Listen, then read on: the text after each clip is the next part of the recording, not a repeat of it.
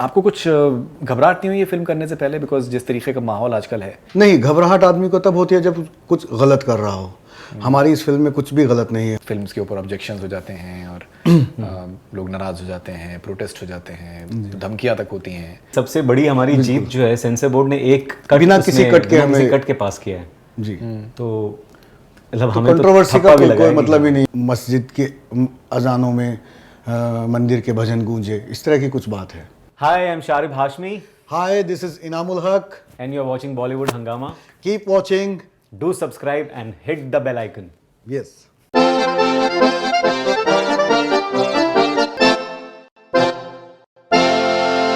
आज हमारे साथ में दो बहुत ही बेहतरीन कलाकार हैं, शारिब हाशमी और इनामुल हक। ज़बरदस्त काम करते हैं और बहुत आई थिंक हम लोग की खुशनसीबी है कि हमारे साथ इतने अच्छे एक्टर्स हैं। बहुत ज़रूरी है कि इस किस्म के एक्टर्स को हम लोग सेलिब्रेट करें, उनको हम लोग पसंद करें, उनको हम तारीफ़ करें ताकि वो और अच्छा काम कर पाएँ। बहुत बहुत स्वागत है आप लोगों का, बहुत बहुत बहुत शुक्रिया आपका। Thank you so much. हाँ, इतने अच्छे ये शब्दों में आपने खुशनसीबी तारुफ हमारी कराया। है, एक्चुअली हमारी नहीं खुशनसीबी बिल्कुल है। बिल्कुल, आई थिंक ये ज़रूरी है। आप तो जानते ही हैं, आपसे भी हम लोग पहले मुलाकात कर चुके हैं। बहुत ज़रूरी है कि हम लोग अच्छे एक्टर्स को हम लोग कदर करें, उनको हम सेलिब्रेट करें।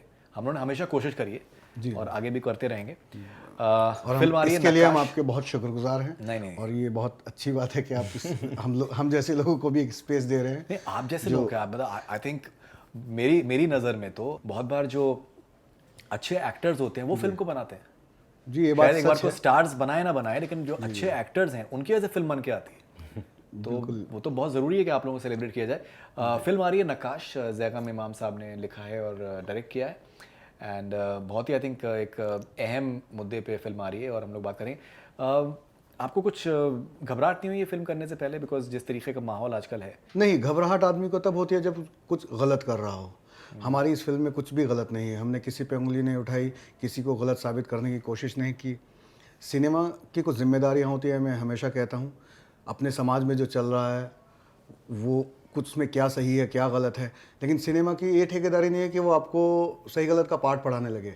हाँ, इतना ज़रूर कर दे कि सवाल उठा दे ताकि पब्लिक जिनके कंसर्न वो उठाए जा रहे हैं उन सवालों के जवाब ढूंढ सके। तो उस माहौल के इर्द गिर्द जो सवाल थे, हमने इस सिनेमा के माध्यम से वो सवाल उठाए। जवाब ढूंढना पब्लिक का काम है। शायद आप बताना चाहेंगे? आप राइटर भी हैं जी, मैं इस फिल्म के नहीं है, लेकिन आप वैसे बहुत अच्छे राइटर भी हैं। Thank you so much. मैं तो पहली एज अ राइटर भी जब मैंने इसकी स्क्रिप्ट पढ़ी थी, मैं बहुत खुश हुआ था कि इतना बढ़िया कैरेक्टर मुझे परफॉर्म करने के लिए मिल रहा है। क्योंकि हम लोगों को फिल्मिस्तान के बाद कई सारे स्क्रिप्ट्स ऑफर हुए थे, जिसमें या तो फिल्मिस्तान का थोड़ा रंग होता था, या एकदम कॉमेडी होती थी, या स्लैपस्टिक होता था कुछ, basically in cash in the back. हाँ।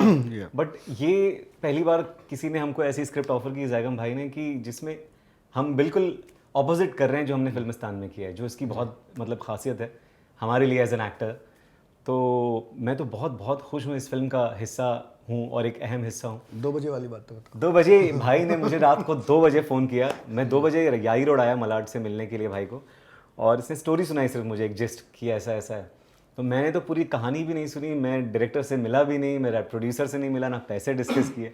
मैंने बोला भाई मैं तो ये कर रहा हूँ। मतलब एक ये भी अपने आप में कि अचानक मुझे एक चीज़ पता लगती है और मैं ये टाइम भी नहीं देखता हूँ कि 2 बजे बंदा सो गया होगा और मैं उसको फ़ोन करके कहता हूँ कि अभी मिल मुझे और तुझे एक स्टोरी सुनानी है। तो रात के 2 बजे ये आया, मैंने उसे सुनाई और तभी उसने कहा यार मैं कर रहा हूँ। तो ये जीत है उस कंटेंट की और जिसका क्रेडिट पूरा डायरेक्टर को जाता है। बहुत आई थिंक इंपॉर्टेंट मसले भी उठाए गए हैं, इंपॉर्टेंट स्टेटमेंट्स भी हैं। जैसे एक दो डायलॉग जो मेरे जहन में आ रहे हैं। एक तो ये है कि दैट भगवान को आने बच्चा बोलता है तो वो कहते हैं कि अल्लाह मियाँ के भाई हैं। I think that's a very nice way of looking at it. उसके बाद फिर कुमुद मिश्रा ने आई थिंक बहुत एक अहम बात कही है कि भाई जो आप अनाज खाते हैं वो क्या आप ये सोच के खाते हैं कि वो किसने बनाया था, हिंदू ने बनाया था कि मुसलमान ने बनाया था?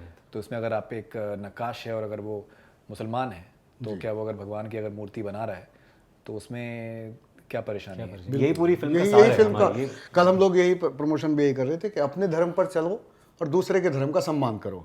आपको कौन रोक रहा है अपने धर्म पे चलने से, लेकिन आप दूसरे के धर्म का तो सम्मान करो।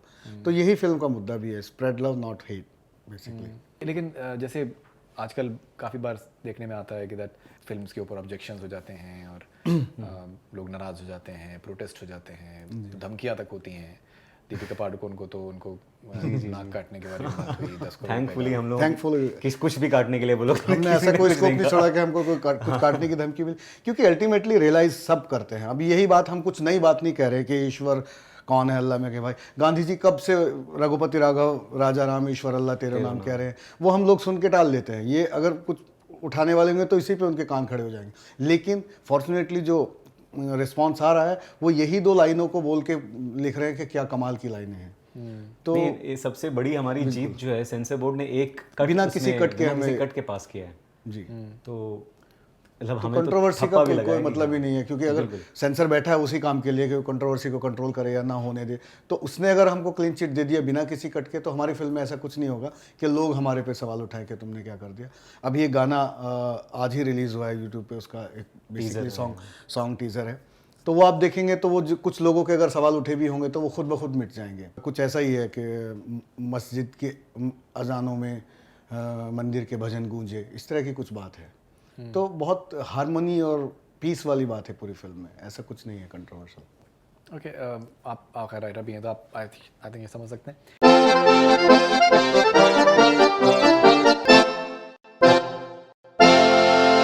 Hi, I'm Sharib Hashmi Hi, this is Inamul Haq. and you're watching Bollywood Hangama. Keep watching. Do subscribe and hit the bell icon. Yes.